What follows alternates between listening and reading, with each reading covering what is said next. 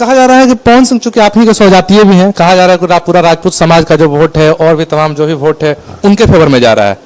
देखिए, राजपूत कास्टिस्ट होता नहीं है और राजपूत उसके लिए दीवाना है।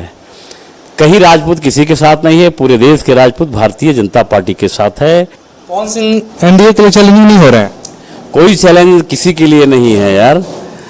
पवन सिंह मेरे स्वजातीय हैं, मेरे भाई हैं, उनको किसी ने दिग्भ्रमित कर दिया है। हमें लगता है कि ये समाज छिन्न भिन्न नहीं हो, ये समाज पे आने वाला नेता कोई भरोसा करे कि नहीं, समाज जिसके साथ रहता है उसको एकदम ताकत के साथ रहता है, पूरा ईमानदारी के साथ रहता है।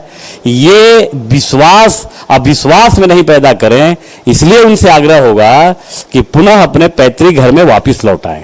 पवन सिंह वापस लौट। हमारे साथ मौजूद हैं बिहार सरकार के श्रम संसाधन विभाग के मंत्री सह रोहतास और कैमूर के बीजेपी के एमएलसी संतोष कुमार सिंह जी। इनसे बातचीत करेंगे चूंकि अभी चुनाव की सरगर्मी है चारों तरफ। अंतिम फेज में सासाराम और काराकाट में चुनाव होना है, नॉमिनेशन भी कल से ही शुरू हो चुका है और इन्हीं सब मुद्दों पर बातचीत करेंगे। चूंकि इनकी सक्रियता जो है काराकाट लोकसभा क्षेत्र में भी काफी ज्यादा बढ़ गई है और काराकाट लोकसभा क्षेत्र के बारे में कहा जा रहा है कि इस बार हॉट सीट बना हुआ है।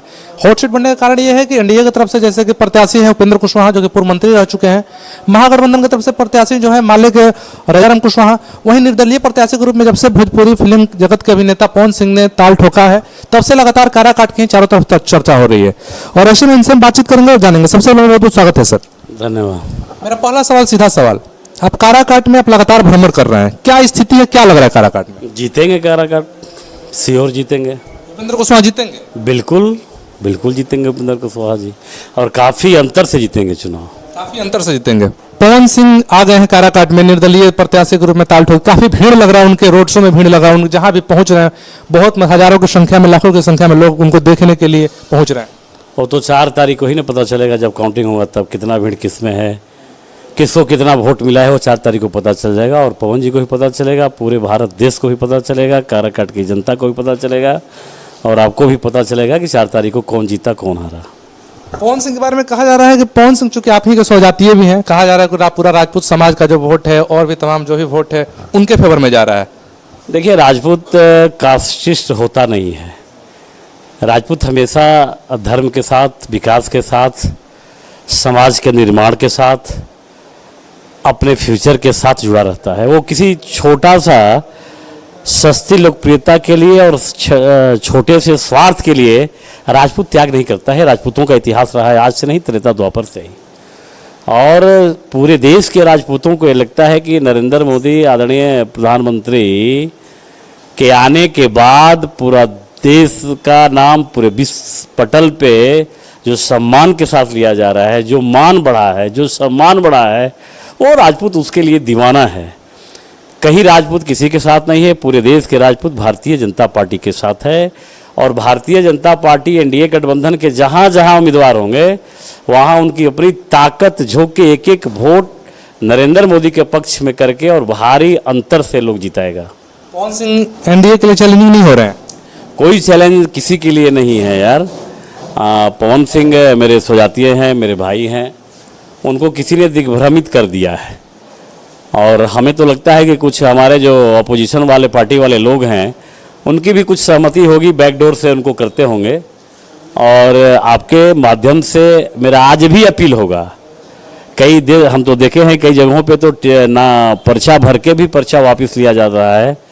तो आने वाले फ्यूचर के लिए, इस समाज के आने वाले फ्यूचर के लिए, भविष्य के लिए, इस समाज के नव निर्माण के लिए हमें लगता है, जो हमें अपना ये व्यक्तिगत अपना मत है, हमें लगता है कि ये समाज छिन्न भिन्न नहीं हो, ये समाज पे आने वाला नेता कोई भरोसा करे कि नहीं, समाज जिसके साथ रहता है उसको एकदम ताकत के साथ रहता है, पूरा ईमानदारी के साथ रहता है।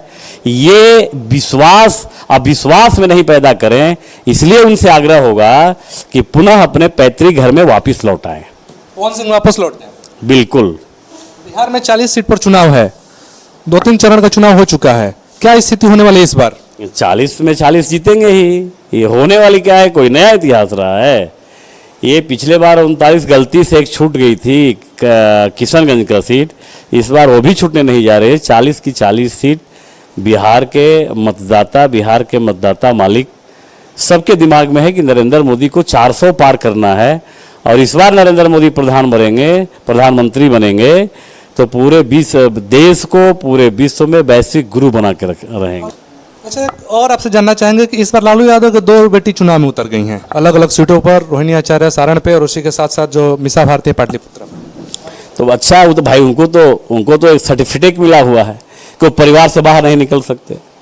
वो बेटा जी, पत्नी जी, अभी बहू जी हैं, बहू जी के बाद भी कोई, वो तो चलते रहेगा। वो तो उनके स्वजातीय जो लोग हैं और बिहार के लोगों को अब समझना पड़ेगा भाई कि हम लोग जान देते हैं, इतना दिनों से उनको हम लोगों ने बनाया और वो बेटा बेटी पत्नी से कोई बाहर नहीं निकलते। सिद्दीकी जी को मुख्यमंत्री बना देते, किसी और को राज्यसभा में बनाना होता है तो अपने सगे संबंधी बाहर से लाकर, उत्तर प्रदेश के पता नहीं मैनपुरी इटावा से लाकर राज्यसभा बनाते हैं। यहाँ कोई यादव नहीं है क्या?